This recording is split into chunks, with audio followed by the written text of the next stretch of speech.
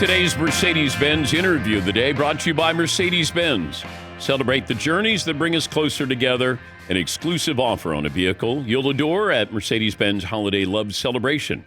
Going on now through January 2nd. Learn more at mbusa.com/special offers. He is Ron Rivera, former NFL head coach, won a Super Bowl as a linebacker for the Bears, and was on the call last night. Westwood One Radio, NFL analyst, the Rams and the Niners. Coach, great to have you back on. How would you sum up what happened to the Niners last night?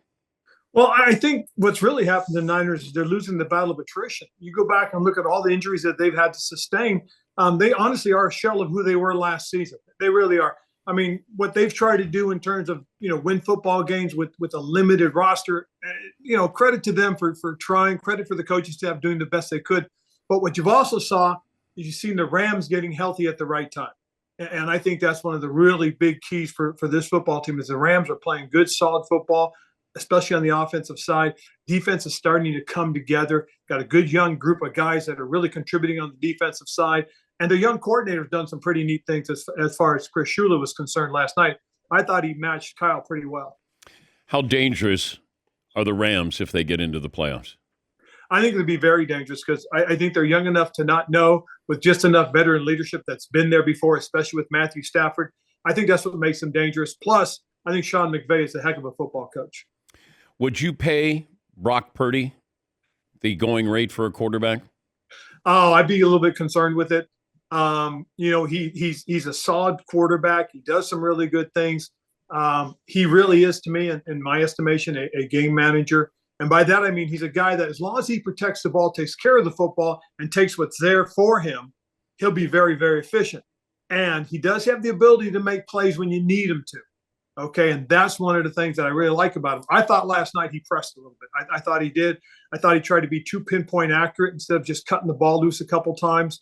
He underthrew a couple of balls that could have been caught for big, big plays. It's one of those things that when you don't have all your tools, all your weapons, you feel like you've got to make all the plays. The Niners window closing or closed? Oh, I think it's I really just think, the hard part for them is they've gone to 3 straight NFC championships. It's been 3 very long years for them. And I just think it's caught up to them a little bit. I think as far as being retooled for next season, and that's what they're looking at. You got to start looking ahead. You really do. You got to look at how are we going to get this corrected? How are we going to rebuild this? What's going to take to get these guys back on the football field for the most part. When you look at the guys that they just didn't have this year available. When did you realize something was up with Dandre Campbell when he was walking off the field? When he was walking off the field, I just tried to figure out, okay, wait a minute. And it didn't dawn on me that he hadn't played yet. And he had been their starter, and I think he's their second leading tackler for the year. And I think that was a really tough pill to swallow because, for the most part, you do the things you did. You have the year that you had, and they just put Dre back in there. And I think that really got to him a little bit. What would you do if you were coaching him in the moment? Well, in the moment, if I'd seen him start walking up as a coach, I'd have called him over. I'd have talked to him before he left. But if he says he doesn't want to go in, which I think Kyle said that he told him to go in for Dre, and then he says he didn't want to play. Well, then there's obviously an issue. I didn't hear that part. But, yeah, I'd have an issue like that right now. I mean, to me, that's conduct detrimental. You're going to have to sit down and have a really long discussion with him. It's one of those things that you got to understand in this game, the way this game's played, you got to do what's best for the team. And at that point, they just thought that was what was best for the team. But I wonder, is this a must-cut situation if you're the head coach? Like, do you have to send a message? I mean, your season's over almost. You suspend them. Just suspend them. Okay. Because, again, at the end of the day and kind of looking at where they are, yeah, you can send a message by cutting them. You can also send a message by suspending them for the rest of the season. But at the end of the day, you can still get value for him. He's a good player. He's shown that he's capable. Suspend him and trade him. He's Ron Rivera, former NFL head coach, and was on the call last night, Westwood One Radio NFL analyst. If I gave you the Lions or the field in the NFC, who would you take? I'd still take the Lions. I really would. They're a big physical football team.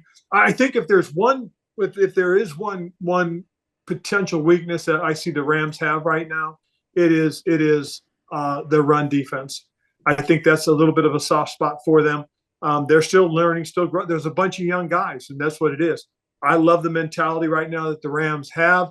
I mean, it's solid, it's stout, it's built around Sean, but you can't deny what Dan Campbell has done. And it's kind of interesting that he went for it on 4th down and did it send a message to everybody else. I think that's one of the big things that you sit there and you look at it. When all they had to do was kick the field goal and then play defense, he went to kill it, to take the knife and twist it. That's pretty much what he did. Well, the thing I would be concerned about when you say that they're vulnerable to the run is you have Saquon Barkley with the Eagles and you got Josh Jacobs with Green Bay. And chances are you're going to be seeing one of those teams, both of those teams. If I gave you the Kansas City Chiefs or the rest of the field in the AFC. Oh, I'm still going with the Chiefs. I really am. And the reason I am more than anything else is, in spite of everything they've gone through this year, they still find a way to win for the most part. The other reason, more so than anything else, is home field advantage. As long as it goes through Kansas City, I'm sticking with Kansas City. Now, if Buffalo had kept pace with them, and somehow Buffalo had ended up with home field advantage, I would go with Buffalo. I think home field advantage in the AFC is going to be very, very huge. How do you, if you were going to explain to somebody who had never seen Patrick Mahomes play, how would you describe that? He's slippery. He has a little bit of wiggle, and he has the ability to make something out of nothing. He really does. And I think that when you watch him do these things, you say, how did he do what was, and it's always to me about he understands where things are, where people are. And that I think is one of his superpowers as a quarterback, is that when you understand and know where people are supposed to be, if you're in trouble, you can always get to that point. And I do think some of the things that Andy designs always has that out for him somewhere. It's somebody that's curling on the backside that's coming back to the quarterback. Okay, when quarterback's looking to his right, that X receiver is running a comeback, and as soon as Patrick gets in trouble, he just keeps coming back to Patrick to present that target. Do you coach somebody like that less? No, I think you coach somebody like that more in terms of information. You don't tell them, hey, do this or this, but you say, hey, this, just always understand that if you're in trouble, this is where this guy is. If you're always in trouble, you can look for the check down. You can look for your tight end. Those are the things I think that you coach more of, in terms of, hey, these are the things that you do if this happens. These are the things you do if that happens. And it's interesting to watch because with Patrick, you see that. You see him go through his progression, seeing that certain things are happening, and then he turns and goes away from everything else. Is there a quarterback that he reminds you of? Wow. Tom Brady had a little bit of that, but Tom didn't have his mobility, but he had that ability to get to where he needed to get and throw the ball there. That's I think is really terrific. Joe Montana is another guy that was under pressure. He was just cool and calm. He was Joe Cool. He really was. I mean, you see these iconic quarterbacks who just in the playoffs seem to be the guy that you want on your team in a 2-minute drill to give you a chance to win. Yeah, there's something about it there, but there's things that aren't teachable, not coachable. Yeah. Like they just have something. I don't know what that is, but the great ones seem to have whatever that DNA is. It's funny. I've heard Tom Brady talk, and when you listen to him talk, it's all about winning. It's all about being prepared to win. And that's what I think it is about. Their preparation has always put them in position to be successful. And that's some of the things that you hear about Patrick Mahomes, is the way he prepares. You listen to when people talk about how Joe Montana used to be prepared. Listening and watching some of the things that Troy Aikman did about always being prepared. Those are the things that I think really separate them, is not just what they do on the football field, but what they do before they get on the football field. Well, those are people that I think are highly successful. What was your reaction to Bill Belichick going to North Carolina? On one hand, I think it's brilliant. I was on Good Morning Football the other day, and that had come up, and it just come across the wire that he was in negotiations.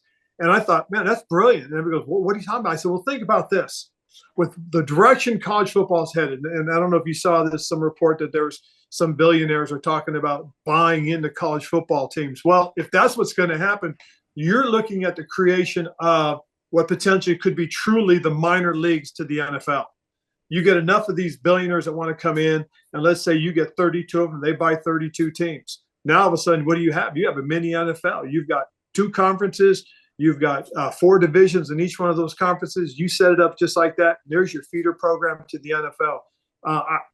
And Bill Belichick's getting in on the top floor. Apparently, I'm seeing on the bottom floor and working his way up. Apparently, in my opinion, he's working with somebody else. Somebody else has talked to him about doing that potentially. And again, I'm just guessing, but I think it was brilliant. I really do.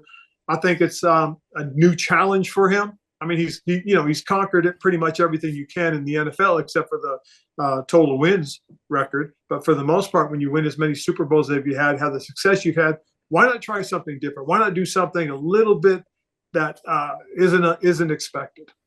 Would you do it? You're 10 years younger. I personally, if the right situation came up, I probably would. But I'd still have something to prove right now in the NFL. So if the opportunity to go back and do something in the NFL, I think I would do that first. Good to talk to you, Coach. Thanks for joining us. All right. Good talking, Dan. Thank you. That's Ron Rivera, former NFL head coach, now working for Westwood One Radio as an NFL analyst.